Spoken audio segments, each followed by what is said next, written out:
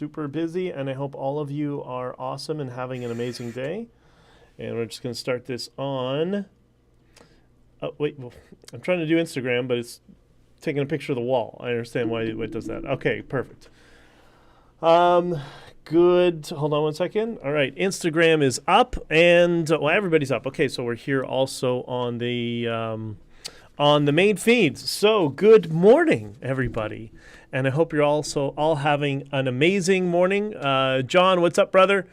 I don't know if you're on the road or if you are at home, but either way, I hope you're well, brother. And I got to tell you about driving home last night. What a pain in the ass. You know, I'm coming back from where I was in New York yesterday in Middletown, and I don't know if you've been here, Bridget. I'm sure you've been here as well.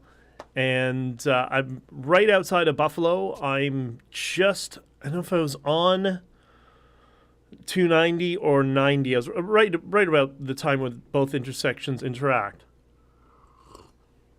Driving along, I got to go to Cambridge, drop off a trailer, and it was kind of late because I was delayed when I was in New York, and I'm I don't know, an hour away from getting to Cambridge. I'm going to drop it off and then go back, drop my truck off and go home, right?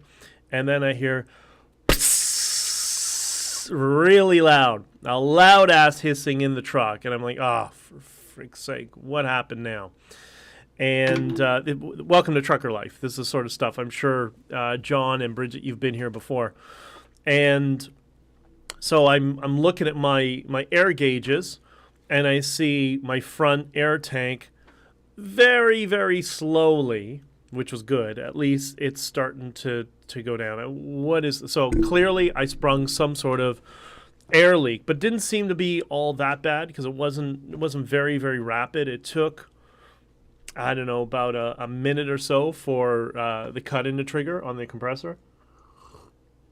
And so I figured, okay, well, let's try to cross the border. Let's try to get into Canada. Brakes were good. Everything was still good. Air is holding. And this sort of stuff, you see this sort of stuff in movies. This happens to truckers all the time. And I couldn't figure out where it was coming from. It was, I mean, you heard the air leak, like it was inside the cabin or something. And it clearly wasn't from outside the truck. Or else, I lowered my window, but what do you hear? You hear wind noise and you hear engine noise, right? The diesel engine going. Because I'm doing what? 100 kilometers an hour. Who doesn't love fixing airlines on the side of the road? Well, exactly. And I haven't had to do that yet. And so I kept going. I'm like, all right, well, let's make sure, I kind of had my eyes glued to my air pressure. And quickly discerned that, okay, there's a slight air leak somewhere, but I think I can still make it at least across the border. So then I got to call my dispatch. I'm not going to Cambridge. I'm going to try to get back to the yard, set it up for a city driver or a company driver to pick it up in the morning, and trying to do all of this at once while making sure my papers are ready, my passport is there. Hopefully I can make it on my way to the border. Oh, wait, Jennifer's going to be upset. Hold on. 1 second. Jennifer went out of her way to buy me that little light, and I promised I would use it. So there you go. Jen, I love you. So, and the rest of you. So I managed to get across the border, and and the line at the border, John, Bridget, of course, this is what happens. Normally, going across the border, there's a little bit of a line, but it's maybe, or as my British friends would say, a queue. But, it's maybe a couple of minutes long, whatever, maybe 5 minutes. This one, I see a lineup past the border into the United States, past the duty-free office, onto the highway. I'm like, oh, fuck, of all days. And so I open up the app, because there's an app that truckers can have. Well, everybody can have it, the Niagara Border app, that shows what the delays are. And I see a delay, 50-minute delay. I'm like, oh, I'm not going to make it. I'm going to get stuck in this line of trucks. Like, hopefully this airline will hold. Anyways, managed to waited for 50 minutes and crawled through. Then you get up to the border, the what's it called, the border itself, right? And you get up to, I'm in line for the booth, and I'm like, you got to shut your engine off every time you go to the border, go to the booth so they can hear you, but you can't, pull out your brakes. So I'm 2 trucks away. I'm like, wait, can I turn my truck off? What happens if I turn my truck off and all the air depletes and then I can't get enough pressure? Then I'm stuck right in the right in the booth like an idiot, and there's already an hour-long wait behind me. So, anyways, long story short, ended up to get through and got the truck to the yard, and it turned out, and I quickly, while you're driving, you're feeling around, you're listening, you're touching, where is this air leak coming from? And it turns out it was under my seat. So the seats in the truck are airlifted, and there's some sort of, it wasn't bad enough that it depleted all the air. It was very noisy. And it's John, I haul 80% off-road. It happens more than once with like, okay, so yeah, you're probably dealing with this on a regular basis when you're off-road. But, on-road, this doesn't happen. This hasn't happened to me before, to be entirely honest, because I get my truck every 3 months. At least, every 6 weeks to every 3 months. I have 2 service intervals. It's always in the shop. It's always getting, and I have them check everything, top to bottom. I check top to, because I don't want to sit on the side of the road. I'm just kind of uptight about that. So, made it home last night, but welcome to life of being a trucker. That sort of stuff happens, and ended up, so I had an air leak in the seat, and so now add on to the list of things I got to do. Now my truck is out of commission. It's downtime. I got to drop my truck off later on this afternoon or tomorrow morning, and I just got to set up an appointment for that. So, good morning, Prairie Sun. Good morning, everybody else. Lori, good morning, BJ. Hope you have a wonderful holiday. I hope you all had an amazing holiday, and you had an amazing Christmas, and you had time with your friends and your family, and to focus on things that are important, not politics, but like, people who love you and the people around you. And whatever. And please like, share, subscribe the stream wherever you can. Greatly appreciated. And I hope you guys liked the thumbnail. For those of you who didn't see the thumbnail, here, I'm going to show you what the thumbnail looks like. Oh, wait, that's not it. This is the thumbnail. Wait, can you see it now? Let me switch over. Yeah, so there's the thumbnail. I've been going through a whole bunch of stuff preparing for 2003 strategy, which some people are going to be upset about, as one of the many, many, many, many, many pictures I took during the Freedom Convoy that people didn't know I was taking pictures. And so in this one, you'll see Chris Guerra and his wife predominantly. Oh, and behind Chris, you see Kian Bexty. So this was taken on January 30th, about a half hour before, maybe 20 minutes before, we did our first official press conference. It was myself, Tamara, and Chris Barber. Everybody was down. That room, 10 minutes before this picture, was packed. You couldn't stand in the room. It was so busy. On the behind the glass, what you'll see, that's the command center. That's where everybody was helping with security and moving trucks to ensure all emergency lanes were open. Any sort of problem resolution was there, all that sort of stuff. Bridget was actually there because she was one of the many people that were, everybody was there. I have a bunch of pictures from that day. All the road captains were in there, a bunch of volunteers. So everybody had left to do a whole bunch of different things, deal with a whole bunch of problems. A lot of people went for cigarettes, for coffee, grab food, all that sort of stuff. And so this was kind of like the calm after the storm and before the before the press conference. And I just thought that was a nice picture. And you see Chris Guerra's head popping up there. And I thought that's great. Chris Guerra, another person who's been completely screwed by the people who have been fleecing supporters for donations, and none of those donations are going to Chris Guerra or Bridget Belton or myself or anybody else to defend ourselves in the legal action. But I'm going to be talking much more about that soon in 2023. If you're on Instagram, I'm going to post this picture later on, so don't worry, I'll post it on the Honking For Freedom account that we're on right now. So, and thanks everybody for being here. But anyways, that was, I don't know, I got a whole bunch of pictures like that. So all the people have been running these bullshit narratives and lying under oath during the commission, not going to be happy with some of the pictures that I have from the convoy. But, yeah, we'll see. Time will tell. Bridget, you're going to love it, I promise. Anyways, Trish, good morning to you as well. I hope you're well. Thanks for being here. Okay, so if you're posting a link here, I don't know if it's a bot or a person, but if you're a person, I can't see links here because it kind of aggregates all the comments into one area. If you're a troll or a bot, go F yourself and don't need you here. So, I don't know. I'm just teasing. Jesse, good morning. It's good to see you. Man's was like thinking, so make it. And Bridge says, back at you, blah, blah, blah.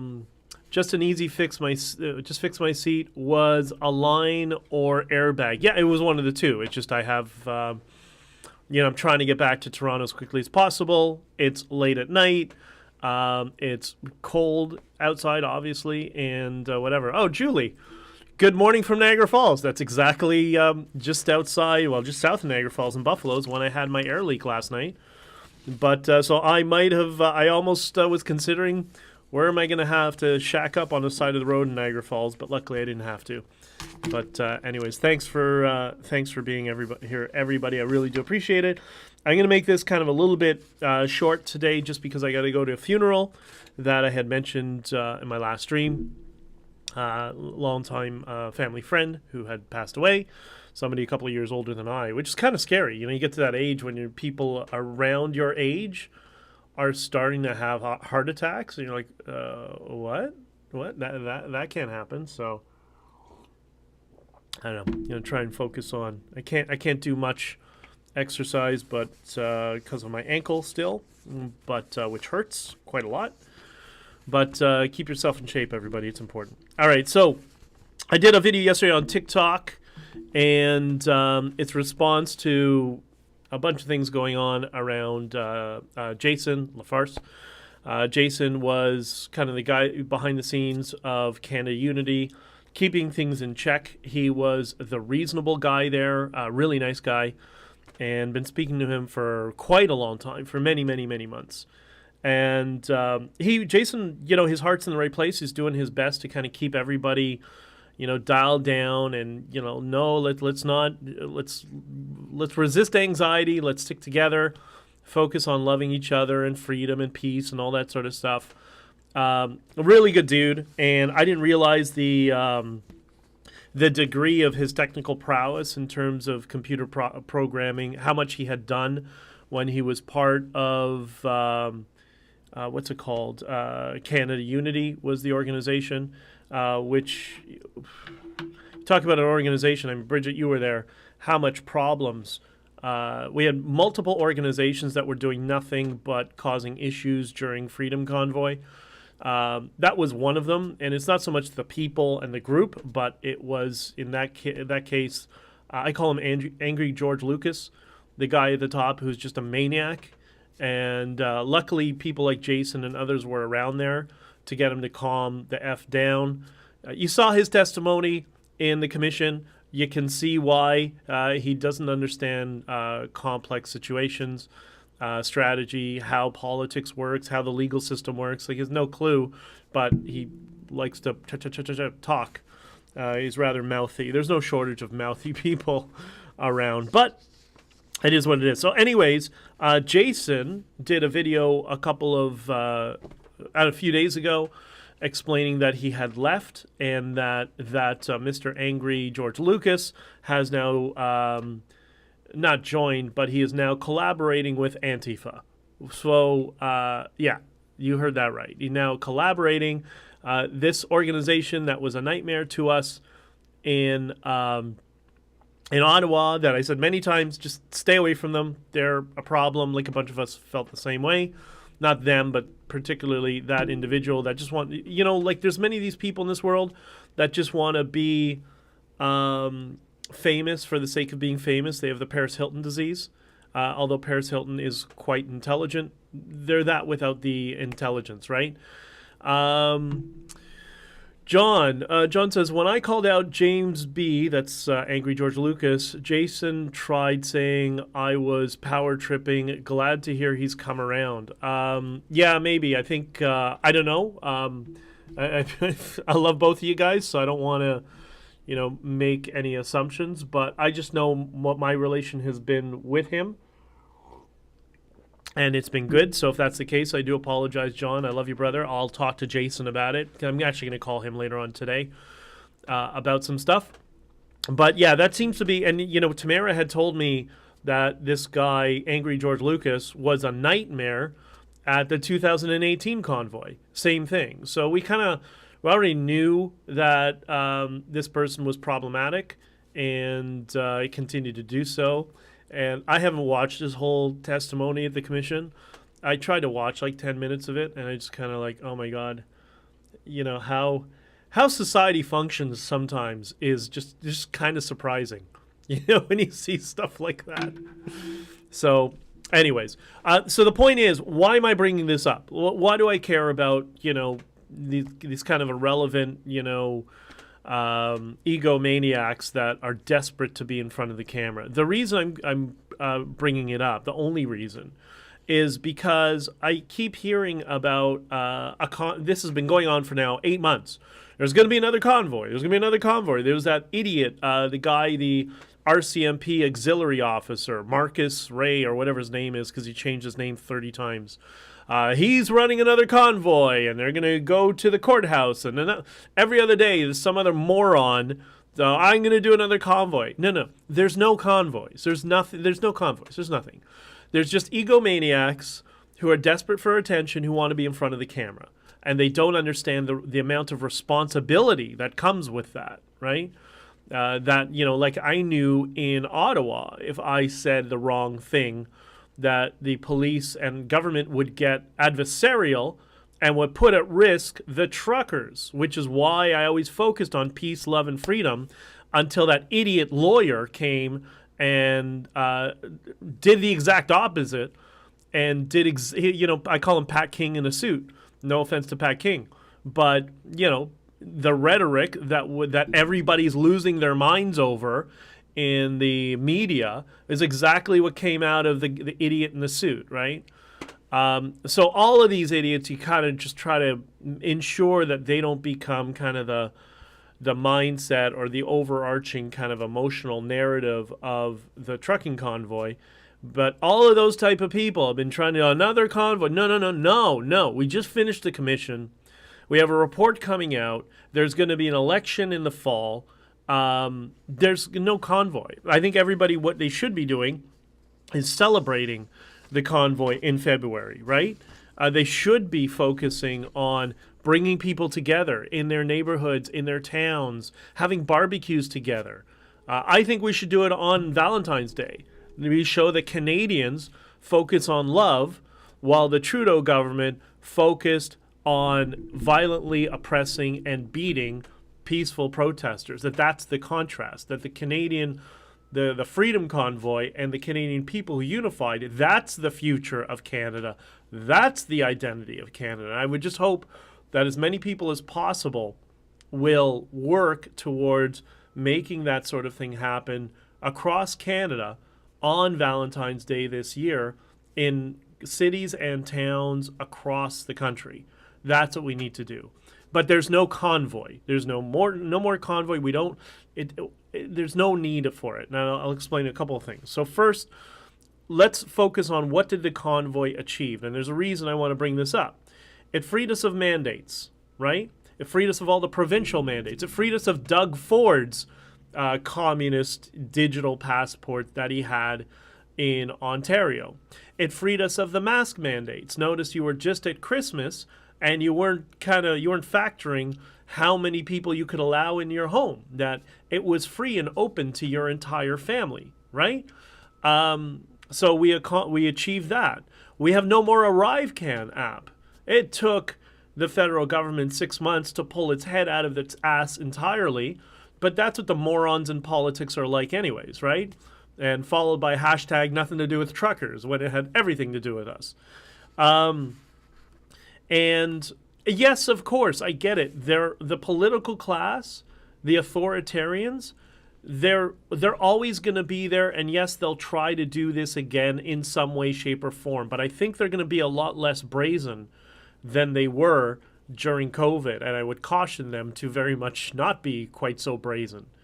And so already the political establishment has learned that they went too far, and we see from all the Twitter files and the Twitter releases, now the evidence is going to come back and haunt them, right?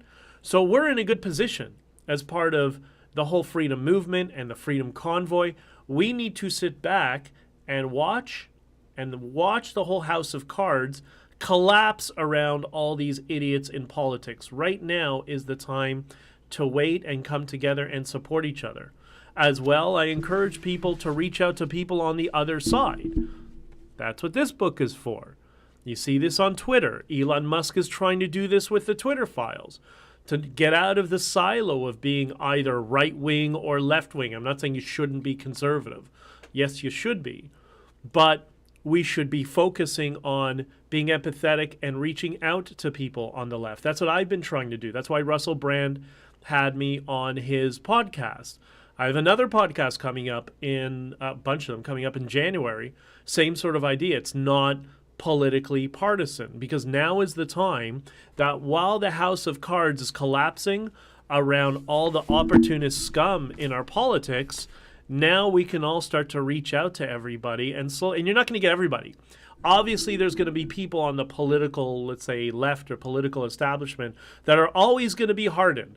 You know, there's always the one extremist, but that's not who you're trying to appeal to. You're trying to appeal to the normal people around them who've bought into the narrative but are willing to change their mind. We all know people in our neighborhoods and our communities who are like that.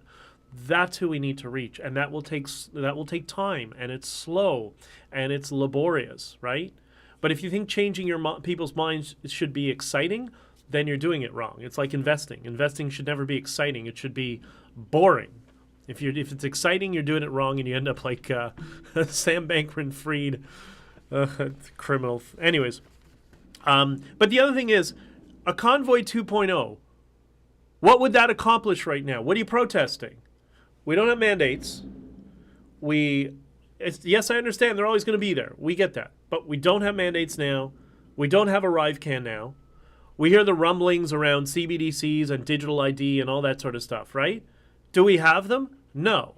All we hear is messages being tested. That's it. What are you going to protest? What are you going to go and protest now with a convoy, right?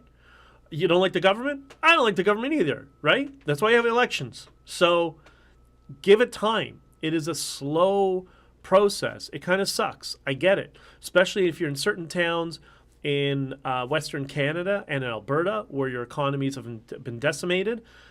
I'm with you. I support you. We'll get there. But right now, let the house of cards collapse around all the trash that are in our political offices right now, right? Minus the few good people that there are. Just sit back and wait. So what would a convoy right now accomplish? There's one thing it would accomplish. It would create the boogeyman that the political class needs. Right now, they don't have a boogeyman to point to, right? They cast all these dispersions about white supremacists and hate people and this and racist and bigot, the basket of bullshit they throw at people, right? There's nowhere for it to stick right now. But if there's a convoy, then there's a place for them to target with their messaging. It only helps them.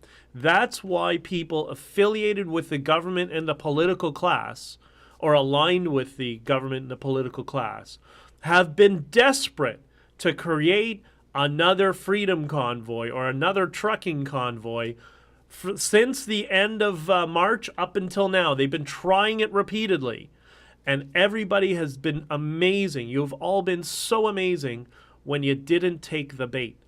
Please don't take the bait. Don't participate in any sort of convoys that you see. All of that is just to bait you into allowing the fake news to build a narrative that, look, there are the evil truckers again. See, everything we said was true. They'll ignore all the facts of the Freedom Convoy that they're currently trying to bury, right? The Freedom Convoy will never exist again, ever. No mainstream media will ever discuss the Freedom Convoy other than, the fake BS that they try. But they'll even distract from that, and they'll just try to focus on, look, yet another convoy. These are the extremists. And then what are they going to do? They're going to try to say anybody who's a trucker is on the terrorist list or something like that. Like, they'll do something that stupid. So do not take the bait, please. During the convoy itself, I said that in so many interviews. Thankfully, Jordan Peterson got out and also echoed that sentiment when I asked him to. Said, please, I need to communicate to people not to take the bait. Just be peaceful and loving and focus on unity and freedom. And him and Stephen Hicks and a bunch of other people did us a solid favor and communicated that to the world. We need to do that again. Do not take the bait. No, there's no convoy. But have a get-together in your local town, your city, your town square, community center. Have a big barbecue. Bring a few trucks. Some people are in the trucking industry because kids love trucks, right? I love them. I even like them as an adult, right? So bring a few people who have either show trucks or hauling trucks or whatever. Bring 10, 20 trucks. Have a big barbecue. Have a festival on Valentine's Day and celebrate how Canadians came together around freedom and peace and love and unity, while the government, the blackface regime, resorted to violence and beating the most peaceful protest in Canadian history. And teach that to the children, that we can all come together as citizens and individuals, even with our differences. We can come together. It's the political garbage and it's the media. That's the virus, and that's the problem, right? That's where we should go to. So, just my personal opinion. Okay, thanks, BJ. I just bought your book. Oh, cool. Looking forward to reading. God bless. And Cheryl, please, if you read the book, let me know what you think. And if you buy it on Amazon or Kobo, wherever you're getting it from, please leave a review if you can, because that does help. But I do want to have feedback, as much feedback from people as possible. And let me know your thoughts. I really do greatly appreciate it. The only reason the Canadians dropped mandates is because the U.S. still have theirs. Not true, Bridget. Not true. I know people in the U.S. government, and I know what's happening. That's not it. All right. Cheryl, I love our country. Thank you. I love you too.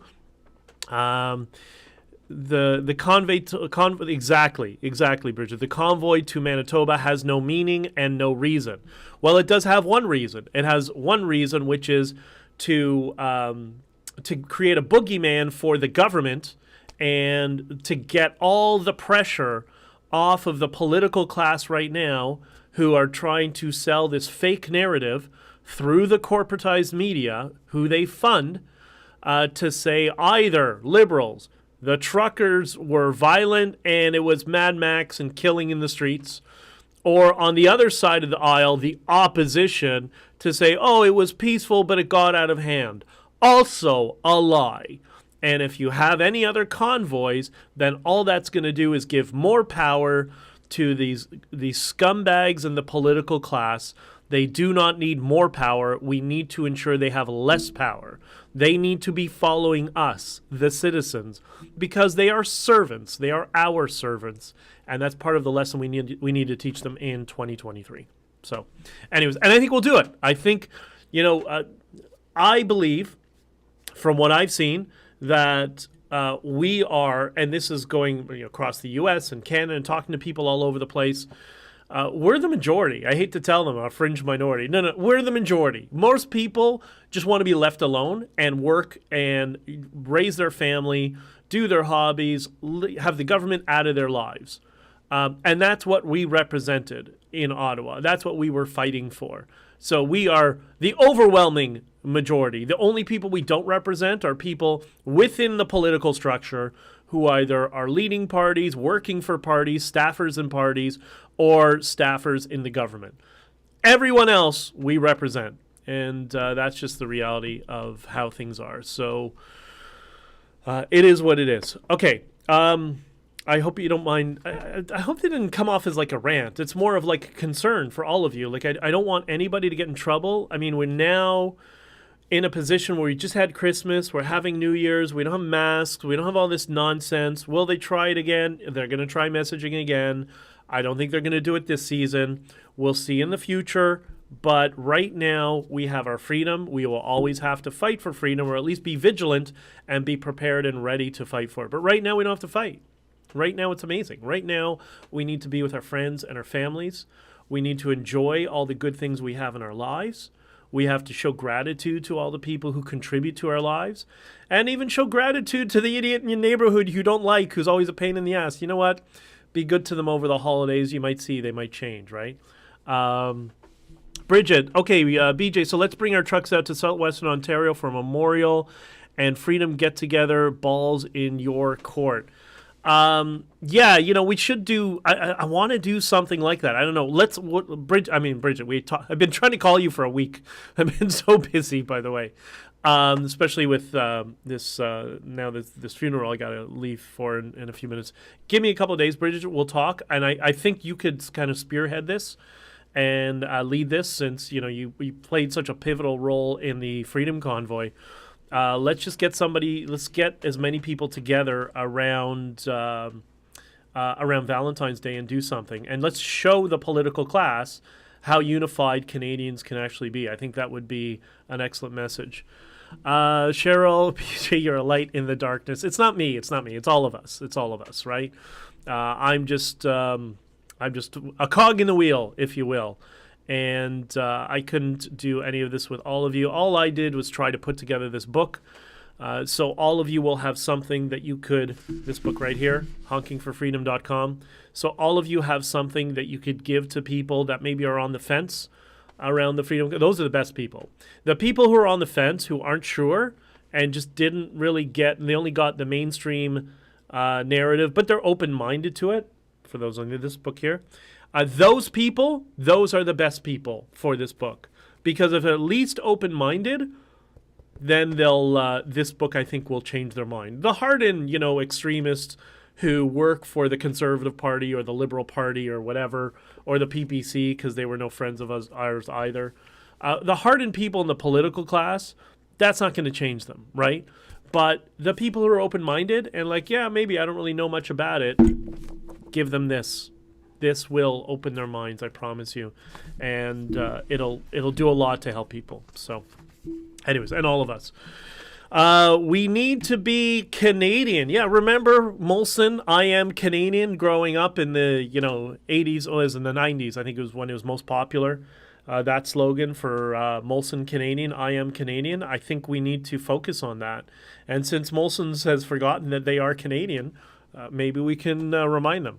Even if we're fringe, look at what BLM and LGBTQ of less than 15% have accomplished. Well, I mean, any political strategist or anybody with experience in poli-sci will tell you only need 7%. You only need 2% to affect political change, and I think it's 7% to control a democracy, approximately, is what it is in terms of activism. I think in Germany it was only 7% of people I might be getting, it was either 2%, 3%, or 7%, but it was a very small percentage of people that were actually politically aligned with the regime of the 1930s in Germany, and everybody else just went along to get along because they just want to live their lives, right? And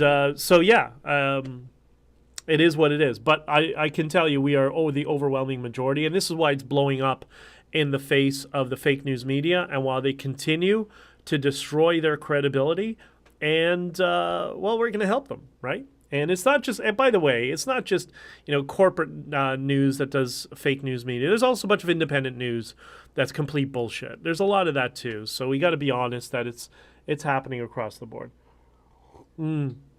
So my friend was at the Festival of Lights in the States, and there was a USA Canadian flag on display there. Shut up. Really? Where was that? Jesse, can you ask your friend if your friend got a picture of it? Because I would love that. I'm going to be going back down for an event in Boston in January, and they would love that. If you could get me a picture of that, that would be absolutely awesome. And that's one of the big things that's come out of this. I got to tell you, my whole life, going back and forth from the U.S., my parents often vacationing in the winters in Florida since they retired, having many friends in Florida, living there for a little period of time. There was always some sort of, I don't want to call it angst, but there was this, wasn't quite adversarial, but this dismissive nature towards Canada from Americans. And while you still get that from the the wannabe elitist snobs in places like certain areas of New York City and certain areas of California. Now it's completely different. The amount of respect that Americans have for Canadians and our ability to stand up for ourselves, it's had this weird effect of unifying us. It's really quite wonderful, and I want to help build upon that. I've always had nothing but love for the United States, and boy, do I appreciate their Constitution more than I ever thought I would. But there's some really amazing people in that country, much like there's amazing people in this country as well. And if we get them together, then we're definitely going to be able to not only affect change, but secure those freedoms that we're all concerned about. But the important thing right now is don't take the bait. Anytime somebody comes along and says, we're doing another convoy, it's no, we're not doing a convoy. But we'll do a barbecue with you together on Valentine's Day if you want, and bring your family and all your loved ones. And let's rebuild this Canadian spirit, right? Jesse, I have the pic. Okay, perfect. Can you send it to me on Twitter, maybe? Because now that you're using Twitter and you're using Bitcoin, congratulations, Jesse. Yeah, send it to me if you could, and just give me the details. Where was it? What city? All that sort of stuff. Bridget, let's rebuild that I am Canadian. 100%, I'm with you. A bit like Quebec and Alberta. Well, I mean, that was the thing I loved about the convoy, was because I've had family in Calgary my whole life, so I've always been going to Calgary, so I've understood the grievances from Western Canada, because Pierre Trudeau was a piece of garbage. And I also, often went to Montreal and to Quebec, as a teenager to go to party.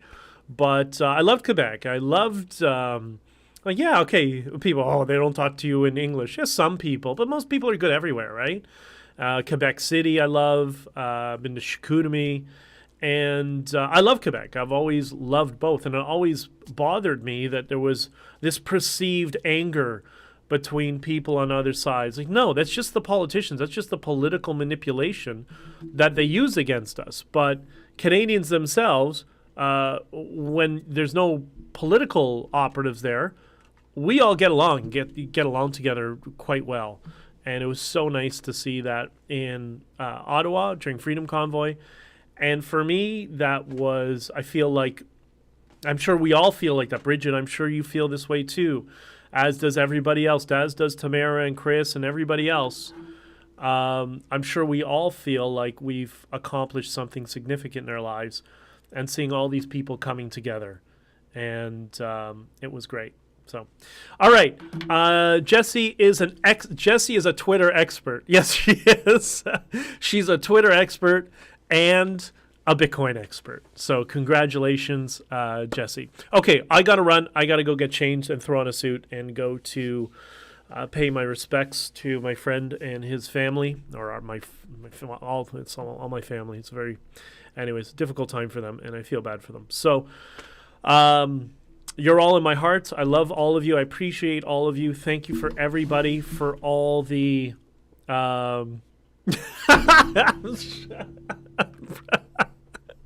If you ever wonder why, Bridget and I have had a couple of long conversations. If you ever understood why, it's comments like this. I'm still learning that twerking platform. Well done. So, yeah, Lori is... Jesse, I guess you're an expert at twerking, apparently. Lori, I'm Alberta born, went to Montreal in 2001, and was an awesome experience. The people were amazing. It's the government who keeps us divided. Exactly. And you know what? If we're not divided, then the government has no power, and they once again become our servants, which is exactly what's going to happen. So let's all just stick together. And there's always going to be friction. There's always going to be people trying to bait some of us, and some people who don't use their brains, which is what I think, which is why Jason had spoken publicly about no convoy. I did the same, and other people. Let's just all stick together. Despite our differences, many of us are going to have differences of opinion. That's great. Let's not attack each other. But let's support each other as much as we can. And we disagree. But what we agree with is on loving each other and stripping the political class of the power that they shouldn't have, and they don't deserve to have, right? They are an apparatus to running our government. It's a bureaucracy. It's pencil pushers. That's it. They do what we say. And we're going to get back there. It's going to take a while. It's going to take a generation to implement that change, but we'll get there. Anyways, Cheryl, saddened to hear about your friend. Yeah, just, it's my brother's longest friend. I mentioned my last piece. Our families had cottages together. My parents bought a cottage because of this family on the same beach together. And my brother's friend since, I think, kindergarten, if I'm not mistaken. So really surprised me. Bridget, Bitcoin confuses me. I don't do well with pretend air money. I just don't get it. Pretend air money is what's in your bank account as well, Bridget. I'll walk you through it over time. And it takes a while to understand it. But once you understand it, you realize you're completely free from Justin Trudeau dollars, which is important, as we learned during the convoy. I mean, you were there. You saw that. But I'll help you. I'll help you, all of you, with anything you need over time. Okay, so please, if you want to change minds of people who are reasonable, or at least willing to say, yeah, I'm not sure much about the convoy, send them this. This will help get the word out. And there's going to be more coming in the new year. Bridget, when I talk to you next, we'll talk about how we can get a whole bunch of people together on... for Valentine's Day, or how we can it would be so good if all towns across the country, or many towns across country, forget the cities. People in cities are all assholes, right? But in the towns, coming together and having like a little truck show, and all about the love of Valentine's Day for families and new couples, make it an environment for, first date, or people who are dating each other, young couples to come together, have something to go to with a barbecue, whatever. Like that's the spirit we got to do for it. But anyways, I'm sorry with you in spirit. Yeah, it is what it is. But listen, we're the lucky ones. I feel bad for them. And anyways, I love you all. I got to run, and we'll do this again soon. And we'll talk to you tomorrow. Okay? Love you.